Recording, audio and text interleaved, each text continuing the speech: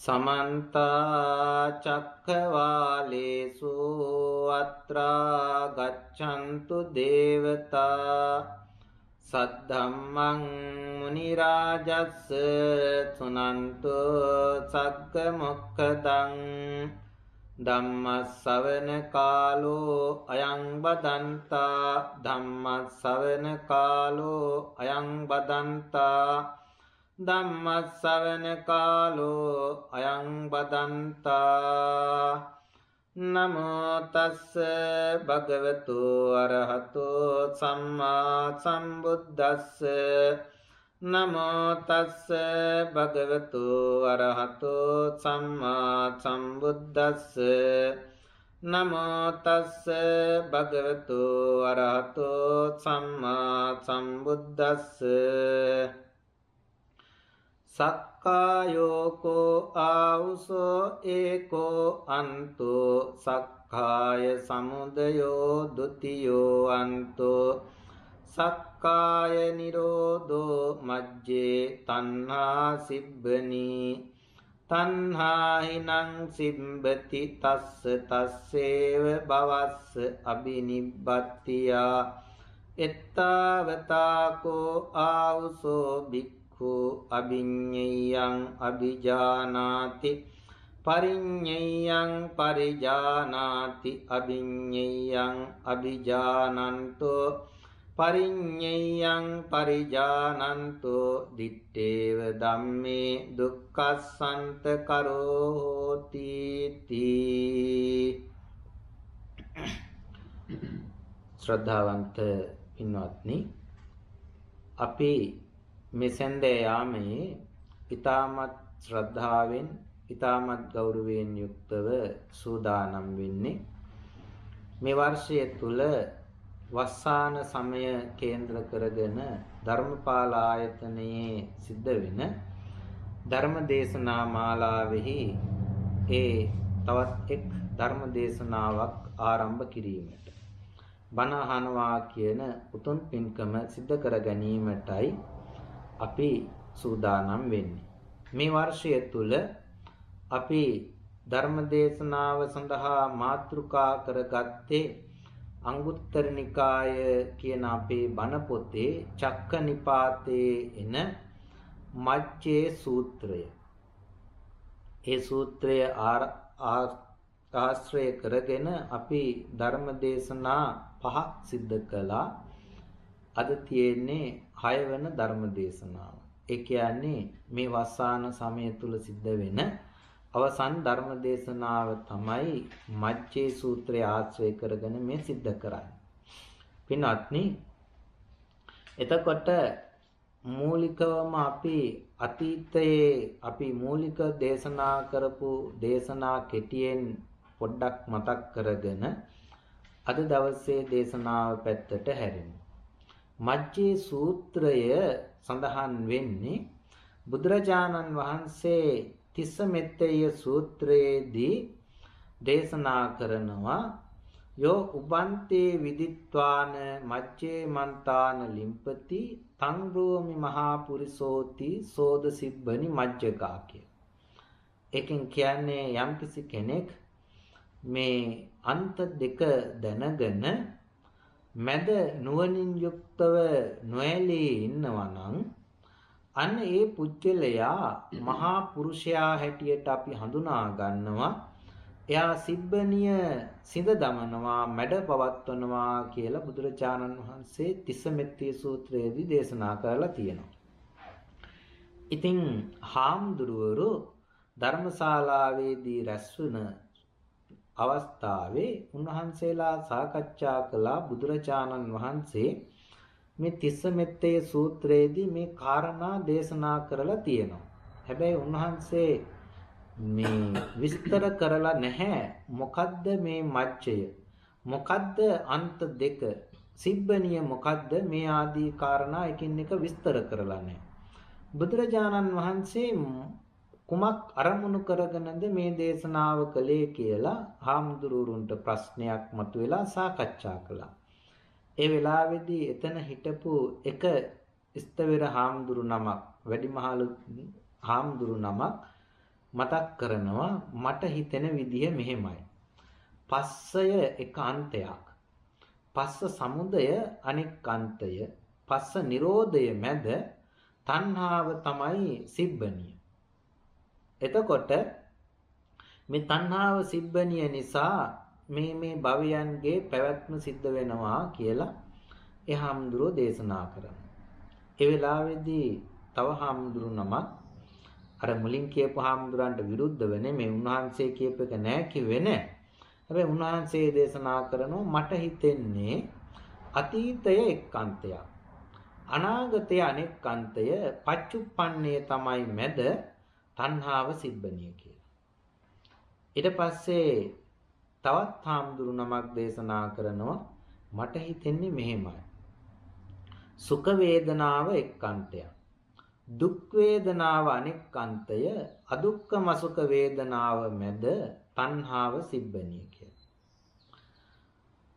තවත් හාමුදුරු නමක් ඊට පස්සේ හතරවෙනියට දේශනා කරනවා මට හිතෙන්නේ මෙහෙමයි. නාමය එක්කන්තයක් රූපය අනෙක් අන්තය විඥානයේ මැද තණ්හාව සිබ්බණිය කියලා. පස්වෙනියට තවත් හාමුදුරු නමක් දේශනා කරනවා මට හිතෙන්නේ මෙහෙමයි. ආධ්‍යාත්මිකාන්තය එක්කන්තයක්. බාහිර ආයතනය අනෙක් අන්තය. විඥාණය තමයි මැද. තණ්හාව තමයි සිබ්බණිය. සිබ්බණිය කියලා කිව්වේ මහුම්කාරිය. දැන් මේ අවස්ථා පහේදීම සාකච්ඡා වුණේ අන්ත දෙක සහ මැද වෙනස් වුණා. නමුත් සිබ්බණිය එහෙම නැත්නම් මැහුම කරන කෙනා එහෙමත් නැත්නම් ගෙතුම එහෙමත් නැත්නම් ගැටය මේ ඔක්කොම එකයි. ඒ තමයි තණ්හාව. තණ්හාව නිසා තමයි මේ මැහීම ගෙතීම සිද්ධ වෙන්නේ. අතීත අන්තය එහෙම නැත්නම් අන්ත දෙක එකට එකතු කරලා මැදත් එක්ක ගැට ගහන්නේ මේ අන්තය මේ බැම්මෙන් මේ තණ්හා සිබ්බණිය කියලා මේ හාමුදුරුවෝ හැමෝම එකඟ වෙලා තියෙනවා. එතකොට 6 වෙනියට හිටපු හාමුදුරුවෝ උන්වහන්සේ තවත් කාරණාවක් දේශනා කරනවා. මට හිතෙන්නේ මෙහෙමයි. ඒ තමයි මට හිතෙන විදිහ සක්කාය එක් අන්තයක්. සක්කාය සමුදය අනෙක් අන්තය. සක්කාය නිරෝධය තමයි මැද. තණ්හාව තමයි සිබ්බණි. තණ්හාහිනං සිබ්බති තස්ස තස්සේව භවස්ස අබිනිබ්බත්තිය. ඒ භවයන්ගේ උපත බිනිස තණ්හාව මේ සිබ්බණී කටයුත්ත සිද්ධ කරනවා ගැටේ ගහනවා. එතාවතාකෝ ආවසෝ බික්ඛු අභිඤ්ඤයං අභිජානාති. මෙන්න මේ පමණකින් කෙනෙක් දැනගත යුත්තේ අභිඤ්ඤය වශයෙන් දැනගත යුත්තේ අභිඤ්ඤය වශයෙන් දැනගන්නවා. පරිඤ්ඤයං පරිජානාති. පිරිසිඳ දැනගත යුත්තේ පිරිසිඳ දැනගන්නවා. අභිඤ්ඤයං අභිජානන්තෝ. මේ හාත්පසින් දැනගන්න ඕන දේවල් මනාව දැනගෙන පරිඤ්ඤයං පරිජානන්තෝ මේ පරිඤ්ඤය වශයෙන් පිරිසිදු දැනගත යුත්තේ පිරිසිදු දැනගෙන දිත්තේව ධම්මේ මේ ජීවිතයේදීම දුක්ඛසන්ත කරෝ හෝති. දුක් කෙලවර කරනවා කියලා මේ හාමුදුරුවෝ දේශනා කරනවා. දැන් මේ දේශනාව මෙහෙම කළාට පස්සේ මේ හාමුදුරුවෝ ඊට පස්සේ සාකච්ඡා කරනවා කොහොමද මේකේ අපි දැන් කාරණා 6ක් දේශනා කරගත්ත සාකච්ඡා කළා. මේකෙන් ඇත්තටම බුදුහාමුදුරුවෝ දේශනා කරන්න ඇත්තේ මොකද්ද? අපි ඒක දේශනාව ඉවර වෙලා බුදුහාමුදුරුවෝ හම්බ වෙලා සාකච්ඡා කරලා උන්වහන්සේගෙන්ම අහලා දැනගමු කියලා හාමුදුරුවෝ එකඟ වෙනවා. පස්සේ බුදුරජාණන් වහන්සේ ළඟට ගිහින් හාමුදුරුවෝ මේ කාරණා මතක් කරනවා. අපි බුදුහාමුදුරුවනේ මෙන්න මෙහෙම සාකච්ඡාවක් හේතුණා. ඇත්තටම බුදුහාමුදුරුවෝ එදා තිස්ස මෙත්තේ සූත්‍රය දී දේශනා කරපු කාරණාවට ගැලපෙන්නේ මේකෙන් කොයි කාරණාවද? එතකොට බුදුහාමුදුරුවන්ට මේ අභව්‍යයෙන් චෝදනා කළා නොවෙන්නේ. ඒ කියන්නේ බුදුහාමුදුරුවෝ නොකියව දෙයක් කීවා කියන මට්ටමට නොවැටෙන්නේ මොන කාරණාවෙන්ද කියලා හාමුදුරුවෝ ප්‍රශ්න කරනවා, විමසලා හිටිනවා බුදුහාමුදුරුවෝ. බුදුහාමුදුරුවෝ ඒ වෙලාවේදී දේශනා කරනවා ඔය කාරණා 6 එකක් වැරදි නෑ. හැම එකක්ම හරි. අන්ත දෙක සහ මැද පිළිබඳව ඔයත්ෝ මතු කරගත්තු කාරණා සියල්ලම හරි. හැබැයි එදා තිස්සමෙත්තේ සූත්‍රයේදී මගේ අදහස තිබුණේ, මගේ අරමුණ තිබුණේ පස්සය එක්කන්තයක්, පස්ස සමුදය අනෙක් අන්තය, පස්ස නිරෝධයේ මැද තණ්හාව සිබ්බණිය කියන කාරණාව තමයි මට දේශනා කරන්න ඕනේ වුණේ. මං අදහස් කළේ ඒ කාරණාව. හැබැයි අනිත් කාරණා එකක්වත් වැරදි කියනවා නෙමෙයි, ඒ ඔක්කොමත් හරි කියලා බුදුරජාණන් වහන්සේ අනුමත කළා. දැන් එතකොට අපි දේශනාවේදී කාරණා පහක් එක සාකච්ඡා කරලා ඉගෙනගෙන තියෙනවා. දැන් අද දවසේදී දේශනාවේදී කතා කරන්න තියෙන්නේ 6 වෙනි කාරණාව. සක්කාය සමුදය, සක්කාය නිරෝධය, තණ්හා සිබ්බණිය කියන එක. ඇත්තටම තණ්හා සිබ්බණිය කියන එක අපි හැමතැනදීම කතා කරපු නිසා ඒකට ලොකු සැලකිල්ලක් එහෙම නැත්නම් ලොකු අවධානයක් ගන්නෙ නැතුව අනිත් මේ සක්කාය සහ සක්කාය සමුදය, සක්කාය නිරෝධය කියන කාරණා ටික ඉගෙන ගන්න පුළුවන්. පළවෙනි එක තමයි සක්කාය. සක්කාය කියනකොට අපිට මතක් වෙන ප්‍රධාන වචනයක් තමයි සක්කාය දිට්ඨිය. සක්කාය දිට්ඨිය ගැන මම කතා කරන්න යන්නේ නැහැ. නමුත් සක්කාය දිට්ඨිය හැදෙන්නේ මේ සක්කාය නිසා තමයි. සක්කාය අනුව ගියපු දෘෂ්ටිය සක්කාය දිට්ඨිය. සක්කාය අනුව ගියපු මේ පැවැත්ම පිළිබඳව ආත්මීය සංකල්පය තමයි සක්කාය දිට්ඨිය. ඒක පිළිබඳව විස්තර අපිට ඕනනම් සාකච්ඡාවේදී සාකච්ඡා කරන්න පුළුවන්. නමුත් දිගට ඒ පිළිබඳව සාකච්ඡා කරන්න දේශනාවට අදාළ කරගන්න අදහස් කරන්නේ නැහැ. සක්කාය කියන එක විස්තර කරනකොට අපිට හම්බ වෙන තැනක් තමයි චුල්ල වේදල්ල සූත්‍රයේද. චුල්ල වේදල්ල සූත්‍රයේදී ධම්මදින්නා රහත් මෙහෙණින් වහන්සේගෙන්, තෙරණින් වහන්සේගෙන් මේ විසාක උපාසකතුමා ප්‍රශ්න කරනවා. මොකද්ද සක්කාය කියලා කියන්නේ? සක්කාය කියලා කියන ආර්යයන් වහන්සේ මොකද්ද සක්කාය කියන්නේ කියලා. ඒ වෙලාවේ ධම්මදින්නා තෙරණින් වහන්සේ දේශනා කරනවා පංචකෝ ආවුසෝ විසාක උපාදානස්කන්ධෝ සක්කායෝ උත්තා භගවතා. භාග්‍යවතුන් වහන්සේ මේ පංච උපාදානස්කන්ධය තමයි සක්කාය හැටියට දේශනා කළේ. මොනවද පංච උපාදානස්කන්ධය? සේයති දං රූපෝපාදානස්කන්ධෝ රූපෝපාදානස්කන්ධය, වේදනෝපාදානස්කන්ධෝ වේදනාෝපාදානස්කන්ධය, සංඤ්ඤෝපාදානස්කන්ධෝ සංඥාෝපාදානස්කන්ධය, සංඛාරෝපාදානස්කන්ධෝ සංඛාරෝපාදානස්කන්ධය, විඥානෝපාදානස්කන්ධෝ විඥානෝපාදානස්කන්ධය තමයි සක්කාය හැටියට පෙන්වන්නේ. ඒ කියන්නේ පංච උපාදානස්කන්ධය තමයි සක්කාය කියලා කියන්නේ. වෙන දෙයක් නෙමෙයි කියලා ධම්මදින්නා තෙරණින් වහන්සේ පෙන්වනවා. අට කතාවේදී පෙන්වනවා සක්කායෝති තේ භූමිකං වට්ටං. ඒ කියන්නේ සක්කාය කියන්නේ පංච උපාදානස්කන්ධයේ සැරිසරන සසර. තේ භූමිකං වට්ටං කියලා කියන්නේ මේ තේ භූමික කියලා කියන්නේ මේ කාම රූප අරූප කියන මේ ත්‍රිවිධ ලෝක. මේ ත්‍රිවිධ ලෝකයේ වට්ටය එහෙම නැත්නම් පැවැත්ම තමයි සක්කාය කියලා කියන්නේ. ඒ කියන්නේ පංච උපාදානස්කන්ධය. දැන් මේක අපිට විස්තර කරගමු තව ටිකක් ඉස්සරහට. සක්කාය සමුදය කියලා කියන්නේ මොකද්ද? සක්කාය සමුදය කියලා කියන්නේ මේ පංච උපාදානස්කන්ධය ඇතිවීම. ඇති වෙන්නේ කොහොමද? තණ්හාව නිසා. බුදුරජාණන් වහන්සේ පෙන්වන්නේ දුක්ඛ සමුදය ආර්ය සත්‍ය තමයි. දැන් දුක්ඛ සත්‍යනේ පංච උපාදානස්කන්ධය. දැන් බුදුහාමුදුරුවෝ පෙන්වුවේ සංකිට්ඨේන පංච උපාදානස්කන්ධා දුක්ඛ. ඒ කියන්නේ දුක කියලා කියන්නේ පංච උපාදානස්කන්ධය. එතකොට සක්කාය කියලා කියන්නේ පංච උපාදානස්කන්ධේ නම් සක්කාය කියලා කියන්නේ 아무තු දෙයක් නෙමෙයි දුක්ඛ ස්කන්ධය. දුක්ඛ සත්‍ය. එතකොට දුක්ඛ සත්‍යයේ ආරම්භය තමයි සමුදය සත්‍ය. එහෙම නැත්නම් දුක ඇතිවීමට හේතුව. සමුදය සක්කාය සමුදයෝදී සමුදය සත්‍යං. ඒ කියන්නේ සක්කාය සමුදය කියලා කියන්නේ වෙන එකක් නෙමෙයි දුක්ඛ සමුදය ආර්ය සත්‍යය. ඒ කියලා කියන්නේ තණ්හාව. තණ්හාවට කියන නම. එතකොට මේ චක්ක සූත්‍රයේදී මජ්ක්‍ධිම නිකායේ පෙන්නනවා. මම මේ කරුණු හැටියට මතක් කරන ඒවා ආයහපව් සාකච්ඡා කරනවා. චක්ක සූත්‍රයේදී පෙන්නනවා සක්කාය සමුදය ගාමිනී පටිපදා.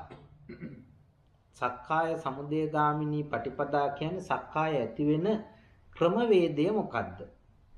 ඒ කොහොමද ඇති වෙන්නේ? චක්කු ඒතං මම ඒසෝ හමස්මි ඒසෝ මේ අත්තාති සමනුපස්සති. කෙනෙක් ඉන්නවා එයා ඇහැ චක්කු ඇහැ ඒතං මම මේ මම කියලා දකින්නවා.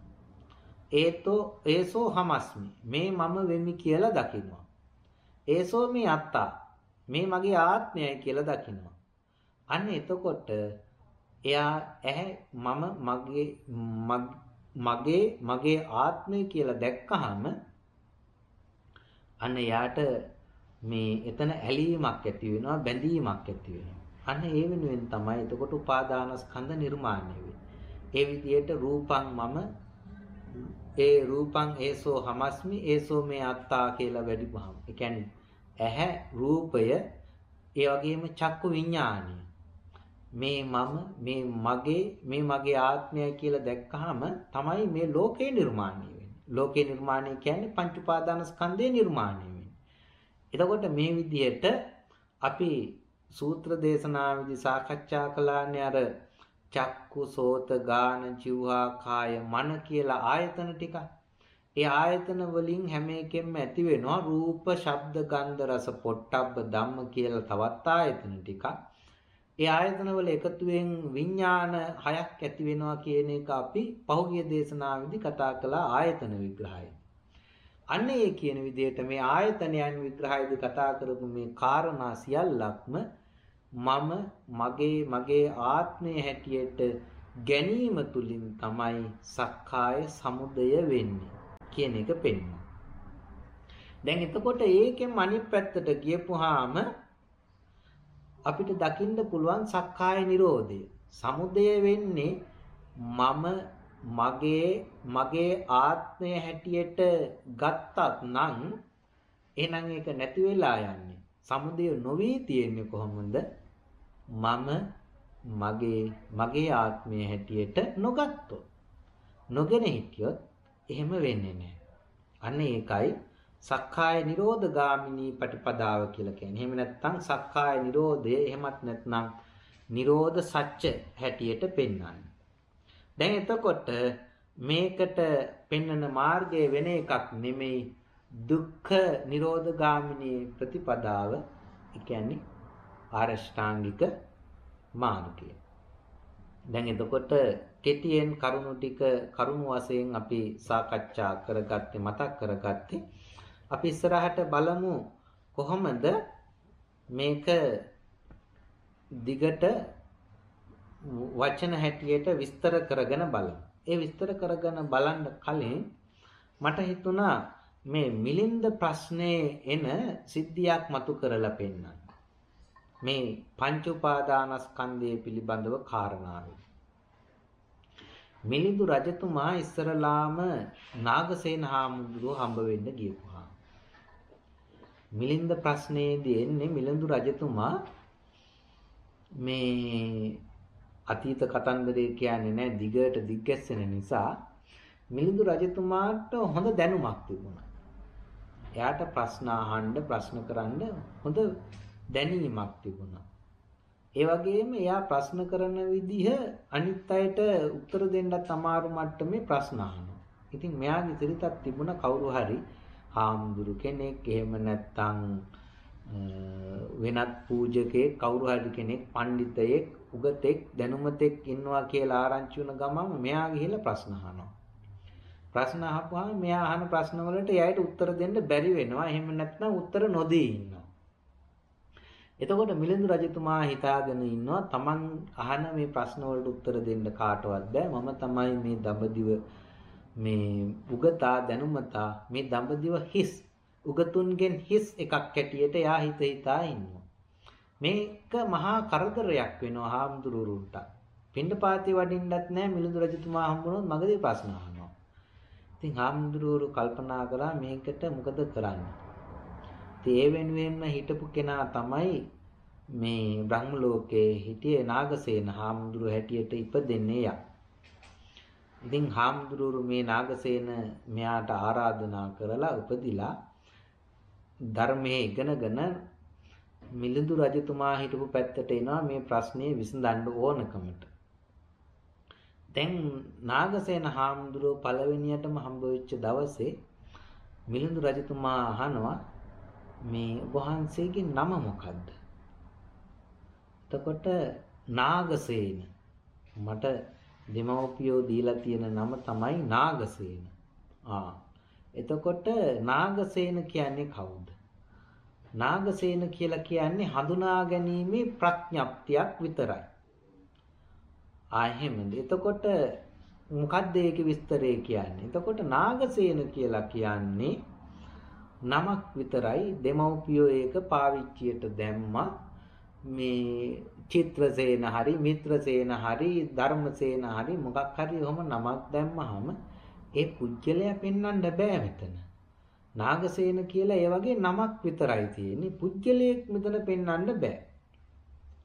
දැන් එතකොට හොඳයි ඔබ වහන්සේ කියන්න මේ ඇහැද නාගසේන? නෑ. කනද නාගසේන? නෑ. මේ ඇඟද නාගසේන? නෑ.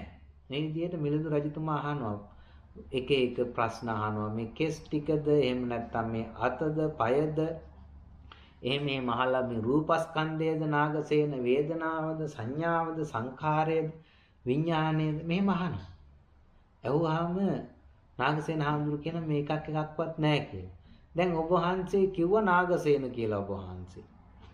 නමුත් දැන් ඔබ වහන්සේගෙන් අහපුවා මේ එකක් එකක් පෙන්නලා මේ නාගසේන පෙන්වුවේ නෑ ඔබ වහන්සේ. දැන් එතකොට කෝ නාගසේන? මේ ඔබ වහන්සේ බොරු කියනවා නේද? ඔබ වහන්සේ නාගසේන කියලා කිව්වා. දැන් නාගසේන පෙන්වන්න බෑ. දැන් ඔබ වහන්සේ බොරු නේද කියන්නේ? කියලා ඇහුවා. ඊට පස්සේ නාගසේන හාමුදුරුවෝ මිලිඳු රජතුමාගෙන් අහනවා හොඳයි. රජතුමනි ඔබතුමා රාජ්‍ය කුමාරයෙක් නිසා රජ කෙනෙක් නිසා බොහොම සුකුමාලයි. මේ අවුව තියෙන දවල් කාලේ ඔබ වහන්සේට ඔබතුමාට මේ පයින් ආවනම් වෙහෙස කරයි. ඉතින් ඔබ වහන්සේ ඔබතුමා පයින් දාවේ කොහොමද මෙහාට පන්සලට ආවේ? මං කරත්තෙන් ආවේ. රජුට උත්තර දෙනවා මං කරත්තෙන් ආවේ. හොඳයි අපිට කරත්තේ පෙන්වන්න දැන්. මේ රෝදද කරත්තේ. කරත්තේ තියෙන අංග දැන් එකින් එක පෙන්නනවා නාගසේන හාමුදුරුවෝ. දැන් මේ වියගහද කරත්තේ දැන් ඒ දවස්වල තිබුණු දේනේ වියගහ, බොස් ගෙඩිය, එතකොට අර කරත්තේ තියෙන කූඩේ ඕමෙවන්නේ. දැන් අද ලුගේට සාපේක්ෂව බැලුවොත් කාර් එක ළඟට ගිහිල්ලා රෝද ටික පෙන්නලා මේ රෝදද කාර් එක. එතකොට මේ සුඛානමද එහෙම නැත්නම් මේ බඳ හරියද කාර් එක කියලා කියන්නේ. මේ දොරද කාර් එක කියලා කියන්නේ. මොකද්ද මේකේ කාර් එක කියලා දැන් අහනවා. අහන ප්‍රශ්නෙට රජුරෝ උත්තර දෙනවා නෑ. රෝද නෙමෙයි කරත්තේ කියන්නේ. වියගහ නෙමෙයි කරත්තේ කියන්නේ. එහෙනම් මේ රත පංජරය කියන්නේ මේ රජුරවන්ට ඉන්න පුළුවන් වෙන අර කූඩය ඇතුලේ තියෙන ඒ කොටසද කරත්තේ කියන්නේ නෑ. මේ එකක් එතකොට කරත්තේ නෙමෙයි. දැන් නාගසේන හාමුදුරුවෝ අනිත් පැත්තට කියනවා මේ මිලිඳු රජතුමා දඹදිවට මේ අග රජතුමායි කියලා කියනවා. දැන් මෙයා කරත්තෙන් ආව වාහනයෙන් ආවයි කියලා කියනවා. හැබැයි බොරු කියන්නේ. එයාට වාහනේ පෙන්වන්න බෑ. දැන් මිලිඳු රජතුමා නාගසේන හාමුදුරන්ට කිව්වා වගේම මේ නාගසේන හාමුදුරුවෝ මිලිඳු රජතුමාට කියනවා පෙන්වන්න බෑ. ඊට පස්සේ මේ මිලිඳු රජතුමා කියනවා නෑ ස්වාමීන් වහන්සේ මම බොරු කියනවා නෙමෙයි. මේ කරත්තය හැදිලා තියෙන්නේ මේ රෝද, මිය ගහ, ගොස් කෙඩිය, මේ දණ්ඩ, මේ ලණුව, මේ දේවල් එකට එකතු වෙලා එකක් එකක් වෙන වෙනම නෙමෙයි මේ සියල්ලගේම එකතුවෙන් තමයි කරත්තය හැදිලා තියෙන්නේ. එහෙමද? ඒ වගේම නාගසේන හාමුදුරුවෝ කියන යම් විදියකින් මේ අංග එකක් එකතු වෙලා කරත්තය හැදුනා වගේ මේ ස්කන්ධ එකක් එකතු වෙලා පුජ්‍යලයා කියන සංකල්පය හැදෙනවා. අංග එකතු වෙලා පුජ්‍යලයා මේ කරත්තය හැදුනා වගේ පංචස්කන්ධ එකතුවෙන් පුජ්‍යලයා නිර්මාණය වෙනවා කියලා නාගසේන හාමුදුරුවෝ මිලිඳු රජතුමාට කියනවා, දේශනා කරනවා. එතකොට මම මේ කාරණා මතක් කළේ පංචස්කන්ධය ගැන කතා කරන්නේ. පංචස්කන්ධය කියලා කිව්වහම එකක් වෙන වෙනම ගත්තොත් අපිට පුජ්‍යලයා පෙන්න ගන්න විදියක් නැහැ. හැබැයි ඒ පංචස්කන්ධයෙන් තොරව පුජ්‍යලයකුත් නැහැ. පුජ්‍යලයා ඉන්නේ පංචස්කන්ධයේ එකතුවෙන්මයි. හැම මොහොතකම පංචස්කන්ධයේ එකතුවකින් පුජ්‍යලයා නිර්මාණය වෙනවා. පංචස්කන්ධය එහෙම නැත්නම් පංච උපාදානස්කන්ධයේ එකතුවකින්ම පුජ්‍යලයා නිර්මාණය වෙනවා කියන එක පෙන්වන්න. අපි මේ කතාවට ආයහපව එමු.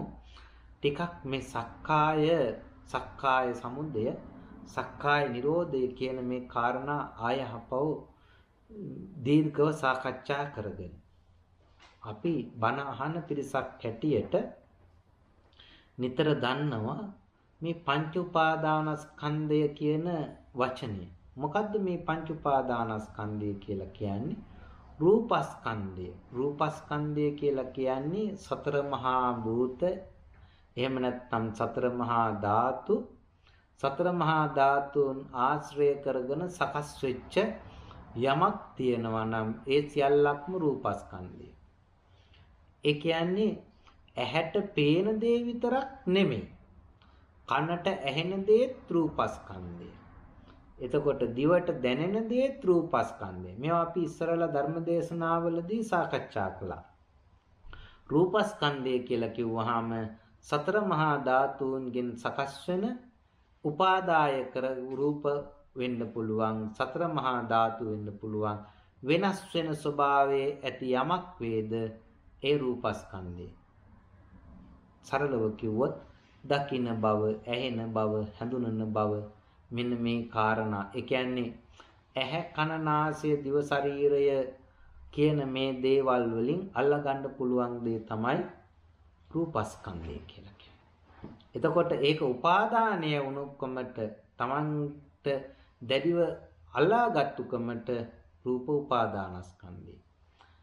වේදනා උපාදානස්කන්ධය කියලා කියන්නේ වේදනාව කියලා කියන්නේ දැනෙන බව. අපි එක සාකච්ඡාවකදී කතා කළා සුඛ වේදනාව, දුක්ඛ වේදනාව, අදුක්ඛම සුඛ වේදනාව. වේදනාව කියලා කියන්නේ දැනෙනකම, දැනගන්නකම. එතකොට අපිට සැපක්, දුකක්, එහෙම නැත්නම් උපේක්ෂාවක් දැනෙනකම තමයි වේදනා ස්කන්ධය කියලා කියන්නේ. ඒක උපාදානය කර ගැනීම වේදනා උපාදානස්කන්ධය. සංඥා උපාදානස්කන්ධය. සංඥා කියලා කියන්නේ හඳුනනකම. හඳුනන්නේ මොනවද? අපි දකින්න රූපයේ පාට, හැඩය, වර්ණය, එහෙම නැත්නම් ඒ සැකිල්ලේ හැඩ සටහන, ඒ දේවල් හඳුනනවා. නිල්, කහ, රතු ආදී දේවල් මේ පාට හඳුනනවා. ඒක තමයි සංඥාව, හඳුනනකම. සංකාර උපාදානස්කන්ධය කියලා කියන්නේ රැස් කරනකම. මේ රූපය දැකලා ඊට පස්සේ ඒ විඳගෙන තේරුම් අරගෙන මෙන්න මෙහෙමයි කියලා වින්දනය අරගෙන ඒක පාට වශයෙන් හඳුනාගෙන, හැඩ වශයෙන් හඳුනාගෙන, ඒ හඳුනාගත්තු කමෙන් එකතු කරගන්නකම, රැස් කරගන්නකමට කියනවා සංඛාරස්කන්ධය. ඊට පස්සේ විඥානස්කන්ධය කියලා කියන්නේ දැනගන්නකම. රූපය දැකලා ඒක විඳලා හඳුනාගත්තු දේ රැස් කරගත්තු කමට යනකොට ඒ වගේම ඒක දැනගන්නවා. මේක මෙහෙමයි, මේ විදිහයි කියලා දැනගන්නවා. ඒ දැනගන්න විඥාණය අපි ආකාර 6කට නිර්මාණය වෙනවයි කියන එක ආයතන විග්‍රහය කතා කරනකොට තේරුම් ගත්තා. එතකොට මෙන්න මේ විදිහට දැනගන්නකම තමයි වේදනා ස්කන්ධය. එතකොට මේ පහ එකට එකතු වුණාට පස්සේ පංච උපාදානස්කන්ධ කියලා කියනවා. උපාදානය කරනවයි කියලා කියන්නේ තණ්හාවෙන් අල්ලා ගන්නකම. ඒක තමයි උපාදානය. එතකොට මේ පංච උපාදානස්කන්ධය තියෙන සෑම මොහොතකම දුක විඳින්න තියෙන හේතුව තියාගෙනයි ඉන්නේ. පංච උපාදානස්කන්ධය තියෙනවයි කියලා කියන්නේ දුක විඳින්න තියෙනවා. ඒක නිසා තමයි මේකට දුක්ඛ සත්‍යය කියලා කිව්වේ. දුක්ඛ සත්‍ය කියලා කිව්වේ පංච උපාදානස්කන්ධය තියෙනවා නම් දුක තියෙනවා. හැබැයි අපිට එදිනෙදා ලෝකේ ජීවත් වෙනකොට දුක කියන තැනම සතුට කියන හේකුත් පෙන්නනවා. නමුත් ඇත්තටම පංච උපාදානස්කන්ධය නම් එතන තියෙන්නේ. එතන සතුටක් නැහැ. දුකම තමයි තියෙන්නේ. දුකේ අතර තමයි අපි සතුටක් හැටියට දකින්නේ. එතකොට දැන් මේ පංච උපාදානස්කන්ධයේ සමුදය වෙන්නේ කොහොමද? ඒක සමුදය වෙන විදිය අපි අර මේ චක්ක සූත්‍රයේ මජ්ක්‍ධිම නිකායේ එන චක්ක සූත්‍රයේදී හඳුනාගත් ආකාරයට පෙන්වුවා ටිකක්. සරලව කිව්වොත් ඇහැ තියෙනවා, රූපය තියෙනවා, චක්කු විඥානය. ඒ කියලා කියන්නේ අපි එතන රූපය කියලා කියන්නේ අර රූපස්කන්ධය කියපු තැන රූපය නෙමෙයි. එතන රූපය කියලා කියන්නේ ඇහැට ගැටෙන රූපය. ඒ කියන්නේ ඇහැට අල්ලා ගන්න පුළුවන් වර්ණ සටහන, හැඩ සටහනනේ. අන්න ඒ රූපය තමයි එතන රූපය කියන්නේ. ඒ කියන්නේ දැන් මෙතන මේ රූපය කියන දෙකම එකට යන නිසා පටලැවෙන නිසා අපි වෙන ඉන්ද්‍රියකින් ගමුකෝ. සෝත ඉන්ද්‍රිය ගමු. සෝත ඉන්ද්‍රිය ගත්තාම කන තියෙනවා, ශබ්දය තියෙනවා, සෝත විඥානය තියෙනවා. එතකොට මේ තුනෙන් ගත්තාම මේ තුනෙන් අල්ලගන්න එකයි කරන්නේ. මේ දැන් මම ධර්මයේ දේශනා කරනකොට වැඩ කරන්නේ මොකද්ද? කන, ශබ්ද. හැබැයි ඇස් ඇරිලා තියෙන නිසා පේනවා. හාමුදුරුවෝ බණ කියනවා. දැන් මම අත උස්සපුවාම හාමුදුරුවෝ අත ඉස්සුවයි කියන එකත් පේනවා. මේ අවට වටපිටාවේ තියෙන දේවලුත් සමහර වෙලාවට පේන්න පුළුවන්. අපි හරියටම මේ එක තැනකට අපි අරමුණු කරගත්තේ නැත්නම් මේ වටපිටාවේ තියෙන මල් එහෙමත් පේන්න පුළුවන්. ඒ වගේම දැන් මෙතනින් එහාට කවුරු හරි ගියොත් අපිට එයා සද්ද නැතුව ගියොත් නොපෙනෙනවා වෙන්න පුළුවන්. හැබැයි සද්දයක් ඇහුනොත් අපි ඒ පැත්තට බලලා මෙහෙම කියලා වෙන්න පුළුවන්. හැබැයි හැම තැනදීම වැඩ කරන එකක් තමයි සද්ද සෝත විඥාන. දැන් ඒ දැනගෙන මේ ඇහිච්ච සද්දය අපි මේ අපේ කරගන්නවා. එතකොට මේ ඇහිච්ච දේ විතරක් නෙමෙයි, ඒකෙන් ආය හපව් වටපිටාවත් අල්ල ගන්නවා. ඒ කියන්නේ ඇහිච්ච දේ ඇහුණු ශබ්දේ විතරක් නෙමෙයි, ඒකට තව ටිකක් බඳිනවා. දැන් උදාහරණයක් හැටියට මෙතනම ගමුකෝ. අපි දැන් බණ කියනකොට දේශනා කරන ශබ්දය තමයි ඇහෙන්නේ. හැබැයි මේ පේන නිසා හාමුදුරුවන්ගේ ශබ්දය. එතකොට දැන් හාමුදුරුව මට බණ කියනවා කියන එකක් තියෙනවා. එතකොට මමත් ඉන්නවා, හාමුදුරුවොත් ඉන්නවා, හාමුදුරන්ගේ ශබ්දයක් තියෙනවා. දැන් අපි එතකොට අර ශබ්දේ බැඳලා තියෙනවා හාමුදුරුවන්ට. අන්න එතකොට එතන ඊට පස්සේ බැඳීමක් ගොඩනගන්න පුළුවන්.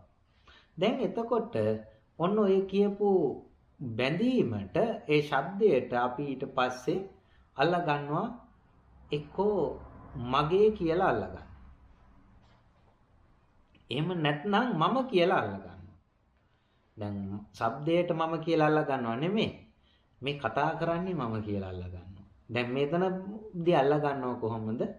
බණ කියන දේ අහගෙන ඉන්නේ මම කියලා තමයි අල්ලගන්නේ.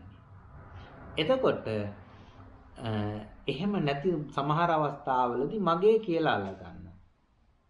ඒ කියන්නේ දැන් මේ මගේ පුතා. එහෙම නැත්නම් මේ මගේ ගෙදර.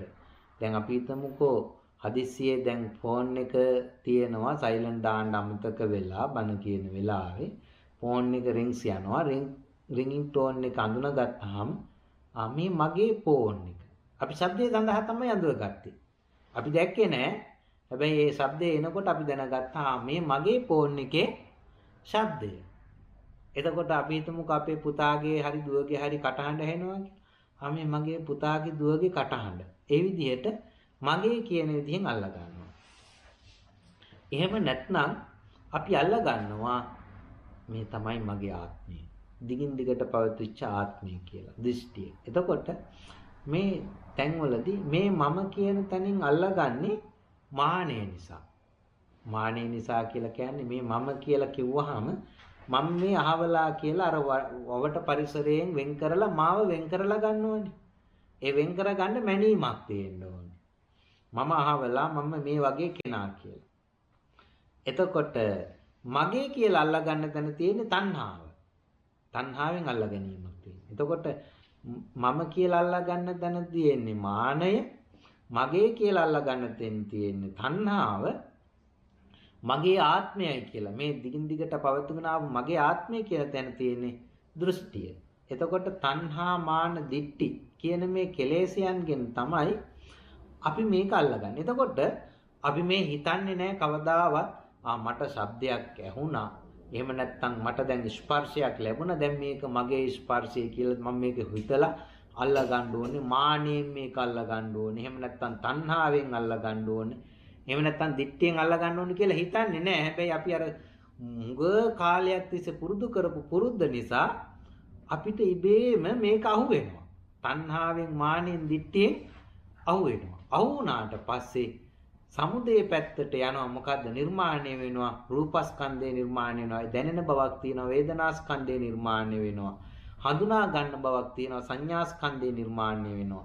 එතකොට එකතු කරගත්තු බවක් තියෙනවා. සංඛාරස්කන්ධේ නිර්මාණය වෙනවා. ඒ ඔක්කොම එකතු කරලා දැනගත්තු කමක් තියෙනවා. විඥානස්කන්ධේ නිර්මාණය වෙනවා. ඒක දැන් අල්ලගෙන ඉන්නවා. එතකොට පංච උපාදානස්කන්ධයම නිර්මාණය වුණා. දැන් එතකොට ඔන්න ඔය විදිහට අපිට ඇහෙන දේ, දකින දේ, දැනෙන දේ, රස දැනෙන දේ, එහෙම නැත්නම් මොනවද හිතන දේ, පේන දේ මේ සියල්ලක්ම ඉන්ද්‍රිය ඇහැ, කන, නාසය, දිව, ශරීරය, මනස කියන මේ ඉන්ද්‍රිය සියල්ලකෙන් අල්ලගත්තු දේවල් එකට එකතු කරලා මිටිය බැඳලා අපි පංච උපාදානස්කන්ධේ නිර්මාණය කරමින් මේ ගමන යනවා. එතකොට ඔන්න ඔය කියන විදිහට දැන් හැමදාම මේ රවුම කරකවෙමින් යනවා. ඒකට තමයි කියන්නේ එතකොට සක්කාය සමුදය. දැන් එතකොට පංච උපාදානස්කන්ධේ එක පැත්තක තිබුණා එක අන්තයක්. අනෙක් අන්තය තමයි සක්කාය සමුදය. අනෙක් අන්තය. ඒ කියන්නේ මේ පැත්තෙන් ඇති වෙනවා. මේ පැත්තෙන් ඇති වෙච්ච පංච උපාදානස්කන්ධය පවත්වාගෙන යනවා. ඇති වෙනවා පවත්වාගෙන යනවා. දැන් එතකොට මේ දෙක එකට එකතු කරලා ගැටේ ගහන්නේ දැන් දැක්කනේ අපි තණ්හාවෙන් කියලා. අපි මෙතන මේ සක්කාය සමුදය තැනදී කතා කළා තණ්හා මාන දිට්ඨි කියලා. හැබැයි ඒ ඇතුලේ තියෙනවා මාන දිට්ඨි දෙකත් සම්බන්ධ කරන්නේ තණ්හාවට. ඒකයි. එතකොට තණ්හා මාන දිට්ඨි වශයෙන් පවත්වාගෙන අවිද්‍යාවක් තියෙනවා ඒ ඇතුලේ. නමුත් තණ්හාව මෙතන ලොකු කාර්යයක් කරනවා. මේක තියෙනවා ආයහපව ඇති කරන්න පුළුවන් කියන භවය ඇති කරන්න පුළුවන්කම. එතකොට දැන් මේ සක්කාය සමුදය වීම එක පැත්තක තියෙද්දී සක්කාය අනිත් පැත්තේ වෙනකොට අර දෙක එකට එකතු කරලා ගැට ගන්න ගැටය තණ්හාවෙන් සිද්ධ කරනවා. ඒක තමයි සිබ්බණිය. දැන් එතකොට අපි මෙච්චර කාලයක් මේ සසර පැවැත්ම සිද්ධ කරලා තියෙන්නේම සක්කාය සමුදය වෙන විදිහට සමුදය ඇති කරගෙන සක්කාය තියෙනවා. ඊට පස්සේ ආයහපව සමුදය පැත්තට යනවා. ආයහපව සක්කාය. ඒ කියන්නේ දැන් ඇහෙන් රූපයක් අපි ඇහෙන් පැත්තට යනකොට කනින් ශබ්දයක් අහලා කෙනෙක් නිර්මාණය කර ගන්නවා. එතකොට කෙනා මේ පැත්තේ ඉන්නවා. අන්න පංච උපාදාන ස්කන්ධය දෙනවා. එතකොට මේ කෙනා මේ පැත්තේ ඉන්නකොට ආය ශබ්ද ඇහෙනවා. ආයේ ආපහු මේ පැත්තට යනවා. එතකොට මේ පැත්තෙන් සමුදය වෙනවා මෙහා මෙහෙන් ඉන්නවා. එතකොට මේ විදිහට රවුම කරකවෙන ඔකනේ වටේ කියලා කියන්නේ. මේ කරකවෙනකම එකින් එක ඉස්සරහට යනවා. අන්න එතකොට මේ භවය නිර්මාණය වෙනවා. හැබැයි අපි දැක්කේ නැති දෙයක් තියෙනවා. ඒ තමයි ඇහැට කනට ශබ්දය ගැටුණා ඒ ශබ්දය එතනින් ඉවර වුණා කියන එක. ඒ කනට ඇහිලා ශබ්දය ඇහුණට පස්සේ ඒ ශබ්දය එතනින් ඉවරයි. කනේ ක්‍රියාවලියත් එතනින් ඉවරයි. එතනින් පස්සේ මේ අපේ හිතේ මානසික ක්‍රියාවලියක් කරහා තමයි අපි අර ඔක්කොම ගැට ගහලා හාමුදුරුවෝ බණ කියනවායි කියන තැනට යන්නේ. නැත්නම් අපට ඇහුනේ හැම වෙලාවෙම ශබ්ද මාත්‍රයක් විතරයි. ඒ ඇහුණුකම එතනින් ඉවර වෙනකොට අපි මේ පැත්තට හාමුදුරුවොත් බන්දලා මේ බණ කියනවත් බන්දලා බණ අහනවා මේ ඔක්කොම නිර්මාණය කරගන්නවා. එතකොට නොදන්නා එක තමයි අර මැද තිබුණු ඒ මොහොතේ හටගෙන ඒ මොහොතේ නැති වුණා කියන කම. ඒක නොදන්නාකම නිසා තමයි සමුදේ වෙලා දිගට පවතින්නේ. හැබැයි ඒක දන්නවනම් ඒක දැනගත්තොත් එතනින් එහාට ඊට පස්සේ යන්නේ නැහැ. එතකොට එයා දන්නවා මෙන්න මෙහෙමයි මේක සමුදේ වෙමින් යන්නේ. ඒක නිසා මෙතනින් එහාට අර ඇහිච්ච ශබ්දයට කරන්න දෙයක් නැහැ. මේ හැම මොහොතකම සිද්ධ වුණේ මේකයි කියන එක දන්නවා. ඒක නිරෝධය. ඒක නිරෝධය දකින්න නිකම් බෑ. ඒකට වැඩපිළිවෙලක් තියෙනවා. නිරෝධ ගාමිනී ප්‍රතිපදාව කියන්නේ ඒකයි. නිරෝධ ගාමිනී ප්‍රතිපදාව කියන්නේ ආරෂ්ඨාංග මාර්ගය. එතකොට යා දුක මොකද්ද? එහෙම නැත්නම් සක්කාය සමුදය, සක්කාය නිරෝධය, සක්කාය නිරෝධ ගාමිනී ප්‍රතිපදාව මේක පිළිබඳව අහලා දැනගෙන තියෙනවා. දැනගෙන මේකෙන් නිදහස් වෙන්න ඕනේ මෙන්න මේ ක්‍රමයට අනුගමනය කරන්න ඕනේ කියලා එයා පිළිවෙලක් තියෙනවා. එයා වැඩ පිළිවෙලක ඉන්නවා. හිත සමාධිමත් කරමින් නැවත නැවත බලන ක්‍රමයක ඉන්නවා. එහෙම බලනකොට කාලයක් තිස්සේ යාට වැටහෙනවා මේක තමයි අපි කරන්න ඕන. මේක තමයි ඇත්ත කියලා. එතකොට එයාට සක්කාය නිරෝධය පේනවා. දැන් අපිට පේන්නේ සක්කාය සමුදය සහ සක්කායත් එක්ක ජීවත් වීම. නිරෝධය පේන්නේ නැහැ. නිරෝධය පෙනුනට පස්සේ එයා නිරෝධේ ඇලුනොත් එහෙම. එයාත් ආයහපෝ සක්කාය පැත්තට යන්නේ. නිරෝධය ඇලුනොත්. නිරෝධය ඇලුනොත් කියන්නේ අපි දැන් මේ බණ කියනකොට අහලා ඉගෙන ගන්නවා. ඇහැ කන නාසය දිව ශරීරයේ මේ දේවල් වලින් ශබ්ද අහලා ඊට පස්සේ එතනදිම නැති වෙලා යනවා. එතනදිම නැති වෙලා යනවා කියලා අපි දැනගෙන මේක ඉගෙනගත්තු මම ඉන්නවනේ කියලා ඊට පස්සේ යනවා. ඒ මොකද? ඒ කියන්නේ දැන් ඇහැ කන නාසය දිව ශරීරයේ මේ දේවල් වලින් ශබ්ද මාත්‍ර වශයෙන් මේ දේවල් අරගත්තා. හැබැයි දැන් මේක දැක්කේ කවුද? දැක්කේ මම. දැක්කේ මම මේ පැත්තේ. එහෙනම් නිරෝධේ අනේ ඇලිලා. ඒ මොකද මම ඉන්න නිසා. හැබැයි මම නිර්මාණය වුණත් එහෙම නේද කියන නුවණ යෙදුනොත් අර මැද ඇලෙන්නේ නැහැ. දැන් එතකොට යා අන්ත දෙක දැනගත්ත විතරක් නෙමෙයි මැද ඇලෙන අර මමත් නිර්මාණය නොකර ගන්නවා. නිර්මාණය නොකර ගැනීම නිසා මැදත් ඇලෙන්නේ නැහැ. දැන් එතකොට යා අන්ත දෙකක් දන්නවා මැද ඇලෙන්නෙත් නැහැ. මැද ඇලෙන්නේ නැත්නම් එයාට මේ දුක් විඳින්න හේතුවක් නැහැ. ඇයි? අන්ත දෙකෙත් නැහැ මැදත් නැහැ. එතකොට දුක් විඳින්න හේතුවක් නැහැ. දුක් විඳින්න හේතුවක් නැති නිසා එයා නැවත නැවත භවය නිර්මාණය කරන්නේ නැහැ. දැන් අපි ඉන්න නිසා තමයි භවය නිර්මාණය කරන්නේ නැවත නැවත මේ දේවල් විඳ ගන්න. හැබැයි භවය නිර්මාණය කරගන්න නැතිකමට අන්න එයා පැවැත්මක් නැහැ. එතකොට එයා දැනගත යුතු දේ දැනගත්තා වෙනවා. තේරුම් ගත යුතු දේ තේරුම් ගත්තා වෙනවා. එයා දුක් කෙලවර කරනවා. මේ ජීවිතේම දුක් කෙලවර කරනවා කියන මේ තැනට යනවා. අන්න එහෙම වුණාම යාට කියනවා මහා පුරුෂයා කියලා. ඇයි එයා කළ යුතු දේ කළා වෙනවා. තේරුම් ගත යුතු දේ තේරුම් ගත්තා වෙනවා. අනියා මහා පුරුෂයා. මේක තේරුම් ගත්තේ නැත්නම් එයා හීන පුරුෂයෙක්. අන්ත දෙක දැනගෙන මැද ඇලුනත් එයා හීන පුරුෂයෙක්. මොකද පහත් ගති දුන පහත් තැන්වල තමයි එයා ඉන්නේ. ඒක නිසා. එතකොට ඔන්න ඔය කියන කාරණාව තමයි අද මේ සූත්‍ර දේශනාවේදී සාකච්ඡා කළේ. මජ්ජේ සූත්‍රේ සක්කාය කියලා කිව්වේ පංච උපාදානස්කන්ධයට නම. පංච උපාදානස්කන්ධය ඇති වෙන්නේ ඇහැ කන නාසය දිව ශරීරය මනස කියන මේ දේවල් වලින් අරමුණු එනකොට මගේ ආත්මය හැටියට ගත්තහම නොවන යෙදුන් නැති වුනහම පංච උපාදානස්කන්ධය නිර්මාණය වෙනවා. පංච උපාදානස්කන්ධය නිර්මාණය වෙන බව නොදන්නාකම නිසා සසර පැවැත්ම තියෙනවා. මේ බව හරියට දැනගත්තොත් එයා නිරෝධය සක්කාය නිරෝධය දකිනවා. සක්කාය නිරෝධය දැක්කොත් එයා සසර නවතිනවා. සසර නවතිනවායි කියලා කියන්නේ එයාගේ වටය ආපහු හදන්නේ නැහැ. රවුම ආපහු එන්නේ නැහැ. මොකද සක්කාය සමුදය වෙලා අනිත් පැත්තට යනකොට නිරුද්ධ වෙලා කියලා තියෙනවා. එතකොට කෙලවර ඉවරයි. ඒක නොදන්නාකම නිසා තමයි අනිත් පැත්තට ආය ආපහු කරකැවිලා එන්නේ. වටේ නැතිකම නිසා එයා මෙලොවදීම දුක කෙලවර කරපු කෙනෙක් බවට පත් වෙනවා. ඉතින් ඔන්න ඔය කියන කාරණාව තමයි මේ සක්කාය සමුදය මේ අන්තිම කාරණාව හැටියට මේ මජ්ජේ සූත්‍රය ආශ්‍රය කරගෙන අපි සාකච්ඡා කරන්නට යෙදුනේ.